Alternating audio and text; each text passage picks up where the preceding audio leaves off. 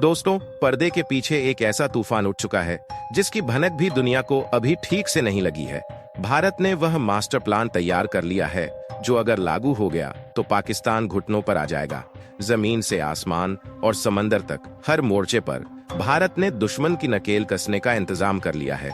DRDO और इसरो जैसे वैज्ञानिक संगठनों ने मिलकर एक गुप्त युद्ध योजना को अंतिम रूप दे दिया है जो दुश्मन को न सिर्फ अंधा और बहरा करेगा बल्कि उसकी लड़ाई लड़ने की क्षमता को पूरी तरह से पंगु बना देगा। दोस्तों, युद्ध सिर्फ हथियारों से नहीं जीते जाते।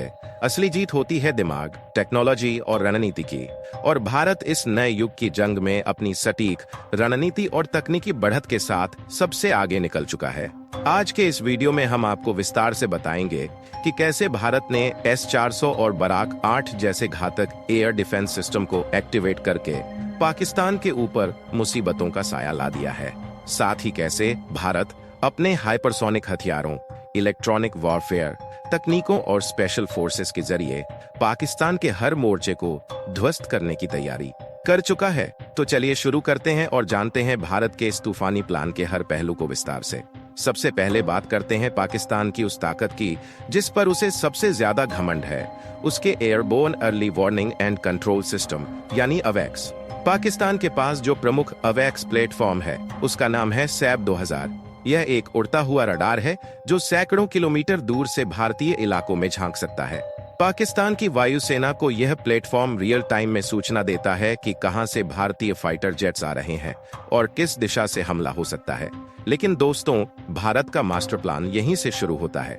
जैसे ही जंग छिड़ेगी, भारत का पहला निशाना होगा पाकिस्तान का यह उड़ता रडार। भारतीय वायुसेना S-400 ट्रायम्फ मिसाइल सिस्टम और इजरायल के सहयोग से विकसित बराक 8 मिसाइल सिस्टम के जरिए अवैक्स को आसमान में ही ढेर कर देगी। S-400 की रेंज लगभग 400 किलोमीटर है और बराक 8 की रेंज भी 250 किलोमीटर तक है। यानी पाकिस्तान के भीतर गहराई तक जाकर इन अवैक्स को टारगेट किया जा सकता है। जैसे ही पाकिस्तान का अवैक्स गिराया जाएगा, वह अंधा हो जाएगा।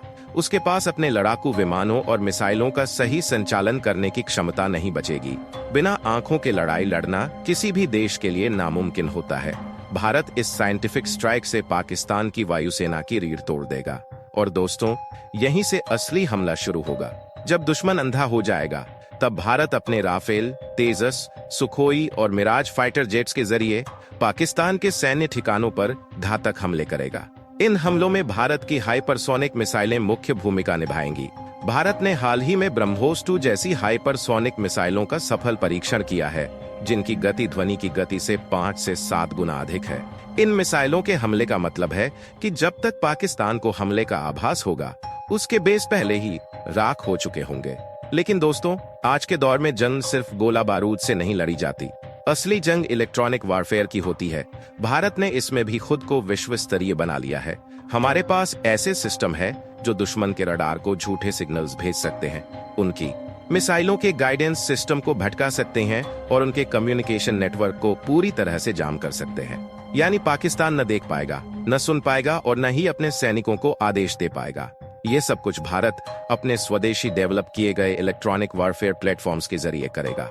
इसमें डीआरडीओ द्वारा विकसित सिस्टम्स जैसे हिमशक्ति और संयुक्त प्रमुख भूमिका निभाएंगे। इस तरह पाकिस्तान की सेना पूरी तरह से तकनीकी रूप से अपंग बन जाएगी।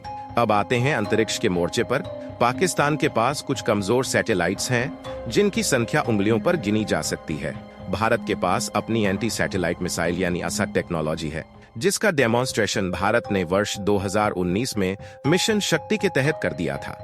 युद्ध शुरू होते ही भारत कुछ ही मिनटों में पाकिस्तान के सैटेलाइट्स को कबाड़ बना सकता है, जिससे उसकी खुफिया निगरानी और नेविगेशन क्षमताएं पूरी तरह ध्वस्त हो जाएंगी।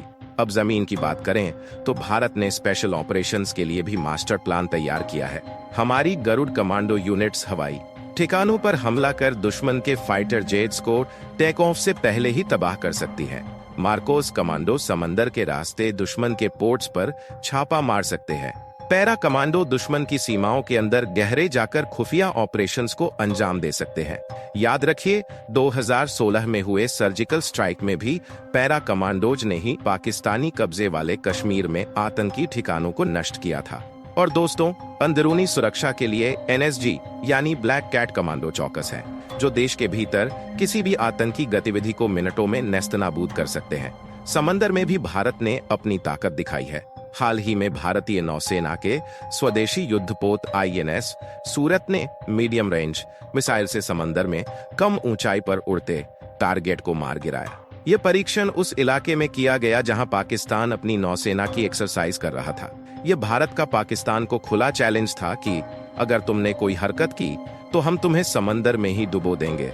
अब बात करते हैं भू राजनीतिक फायदे की।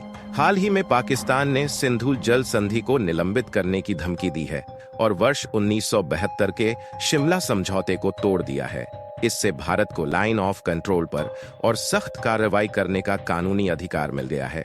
यानी अब भारत POK यानी पाकिस्तान अधिकृत कश्मीर में अपने सैनिक अभियान को और तेज कर सकता है। तो दोस्तों, भारत का यह मास्टर प्लान केवल सैन्य ताकत नहीं, बल्कि रणनीति, तकनीक, साइबर युद्ध, अंतरिक्ष युद्ध और कूटनीति का एक जबरदस्त मिश्रण है। यह प्लान दुश्मन को पलक झपकते मिट्टी में मिलाने की क्षमता रखता है। लेकिन ध्यान दीजिए, यह पूरा विश्लेषण सैन्य क्षमताओं और उपलब्ध सूचनाओं पर आधारित है। असली योजना क्या है, वह तो भारत की सेना और सरकार ही जानती है। फिर भी एक बात तय है, भारत सतर्क है, तैयार है और अगर जरूरत पड़ी तो दुश्मन को ऐसा जवाब देगा कि वह सदियों तक याद रखेगा। अगर आपको भी भारत की सैन्य ताकत पर गर्व है तो इस वीडियो को एक जबरदस्त लाइक दीजिए। कमेंट बॉक्स में जय हिंद लिखिए ताकि अगर कोई पाकिस्तानी इस कमेंट को पढ़े तो उसकी रूह काम जाए। और हाँ, वीडियो को शेयर करना मत भूलिए ताकि हर भारतीय तक यह गर्व की कहानी पहुंचे। जय हिंद।